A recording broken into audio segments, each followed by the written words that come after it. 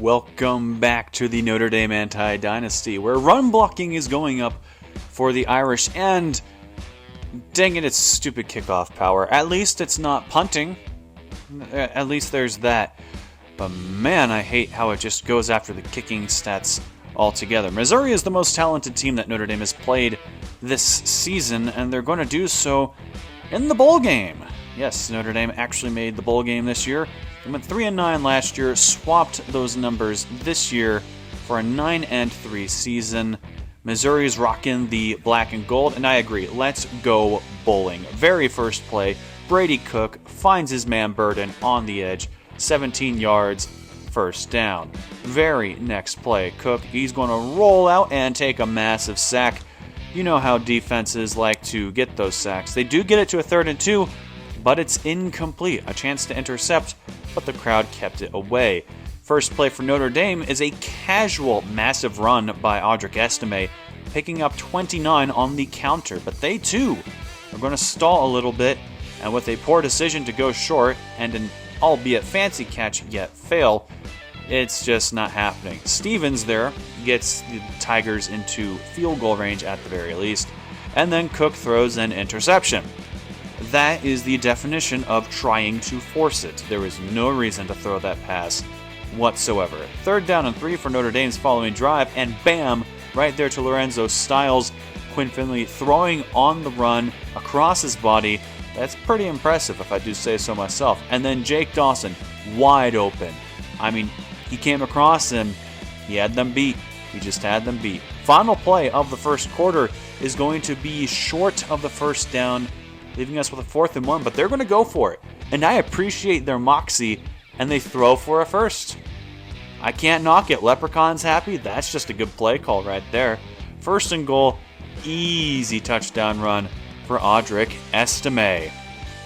Irish already going up. They score first. I would have thought that Missouri would be doing better right now, but you know, mistakes happen, and that was a great tight throw by Brady Cook, not going to lie. 2nd and 1, now he's rolling out, trying to find something, make it happen. Rollout cheese is coming into full effect. He's running down and eventually goes out of bounds after a gain of 23. 1st down and 10. Looking to that sideline, he's got his man who fumbles on the spin. And for the 2nd time today, the Tigers have turned the ball over in the red zone. That'll kill a lot. 3rd down and 6. Nope, can't stop him. Lorenzo Styles finds a hole in the coverage and exposes it. Finley on the drop back instead runs into the defender. It wouldn't have been hard to avoid him. 3rd down and 6 though, they did get some back, and despite the slow ball pass, they get the 1st down. Following play, 1st down and 10, still looking for the pass, and bam, Lorenzo Styles again. This man is the offense for Notre Dame today. 2nd down and goal, a read option. Somehow the defender didn't get Quinn Finley, and he runs in for a touchdown. Yes, I don't know how he got past that, but it worked. It worked, apparently. So the Irish, with 30 seconds left in the first half, are up by 14, but it's not over yet because Missouri still has time, and it's a great pass to Luther Burden II. What a name, Burden. I feel kind of bad for that guy. Now Cook is going to launch it to the end zone, only to be intercepted.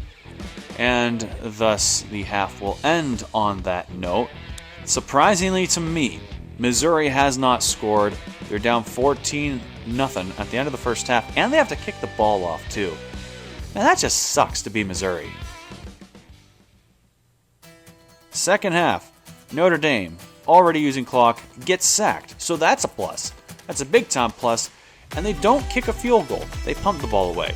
Brady Cook takes a sack. Gotta make it even, you know? Make up for that. Lost 11 yards, but wait, there's more, because Riley Mills has just broken the single-season sack record for Notre Dame. Used to happen by Justin Tuck, not Justin Tucker. Believe me, I wish that were true. And there's another sack. And guess who it is? It's Riley Mills. He got himself another one, adding to that record. 3rd down and 31 for you. And look at that, another sack. And guess who it is? It's just lame old Howard Cross. Okay, Next series, Notre Dame going up 3rd down and 6. Quinn Finley moves up in the pocket and drops that one into Jake Dawson. They haven't been getting explosive plays for touchdowns, but they've scored. They do wind up settling for the field goal, but it's a 3-score game nonetheless. With under 5 minutes left, I'm not optimistic here, not going to lie. Cook over the middle got Miller, great pass. I think he tried to do a spin move, but didn't get much into it. 1st down and 10, staying in the pocket, and that was a mistake. Loss of 10. I feel like the sacks against the user are always so much more than the sacks for the user. Just saying. And bam, bomb to Miller, caught, and he lost the football. If I had a nickel for every time a Missouri wide receiver fumbled the ball within 20 yards of the end zone on this game, I would have 2 nickels. Which isn't a lot, but it's weird that it happened twice. 2nd and 2, now it's Notre Dame's turn to fumble the ball. Charleston falls on it. Thank you, guys. 1st down and 10. Still need a miracle to win, but it's technically possible. There's a catch. That'll help. That will help. 2nd down and 10. Cook looking for something. He's going to use the rollout cheese. May as well. He's going down. Inside the 20. Lost the ball again. 3 fumbles inside of the 20. 3. And you wonder why you lose. They do get one more shot. And if it was any surprise, it's another interception. Yeah. This was a bad game for Missouri. Not gonna lie, when I was previewing this game, I think perhaps last episode, and when I was sitting down to record this, I thought for sure Missouri was going to go and blow out Notre Dame, because they're by far the most talented team that the Irish had to face. Riley Mills rightfully gets player of the game. I mean, 4 sacks in one game. That's pretty astounding right there. But man, it is hard to believe that this is how the game transpired. A 17-0 win for the Irish to go up to 10-3 on the season, and Quinn Finley only missed 1 pass, 95% completion. He was on his game today, even though he didn't have any passing touchdowns. On the ground, Estime, great game, averaging over 5 yards a carry. A touchdown for him and for Finley. Receiving game, they were helped by the fact that Quinn Finley actually threw the ball accurately. Receiving always suffers when the quarterback suffers. And defensively, no one stood out in terms of raw tackle numbers, but Riley Mills, 4 sacks, what a guy. The interception end, 2 for Xavier Watts, 1 for Brandon Joseph. It was one heck of a day. And then forced fumbles, 2 forced by William Barnes, 1 by Hart. And it was, for Notre Dame, this was their defensive game. Still didn't, get more passing yards than Missouri, but nonetheless. There's your Armed Forces Bowl trophy, and we will move on to the offseason now, because we are done with this season. And looking at the record results for this year, we already went over Riley Mills, most sacks in a season for Notre Dame, beating Justin Tuck, who played in 2003. And then he also had most career sacks, also beating Justin Tuck, who ended in 2004. Let's move on to around college football. South Carolina beat North Carolina in the Peach Bowl. That was pretty epic. I decided not to do a playoff this year because Notre Dame wasn't qualifying for it. Alabama beats Michigan State in what was once the Citrus Bowl. Georgia wins the Rose Bowl against Michigan. Shocker. Ole Miss beats Clemson. Kansas State almost had USC. Almost. Sugar Bowl. Boise State was undefeated before then, and then they lost to Kansas.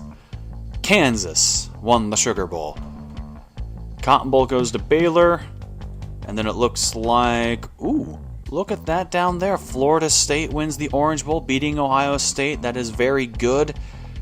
And then in the national championship, Oklahoma paid off the refs, because there's no other way that Washington would lose a game. It was tampering in its finest. As for players leaving, you have 2 drafted for Notre Dame. J.D. Bertrand and Brandon Joseph. But they're only losing seniors. No one's going early. No one's transferring. Chris Tyree isn't going. Okay. Look at this. I mean, you're losing Maris Lufau, Jack Kaiser. That's a surprise. Clarence Lewis.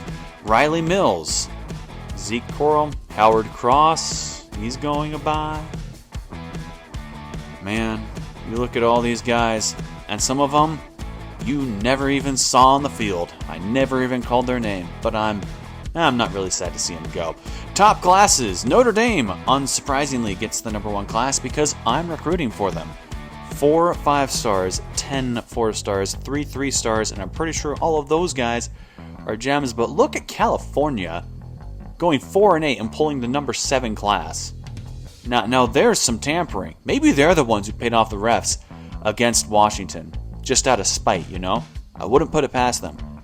As for our actual recruiting class, William Parsons is going to be a punter for us. And then in addition to him, 82 overall, Greg Howell.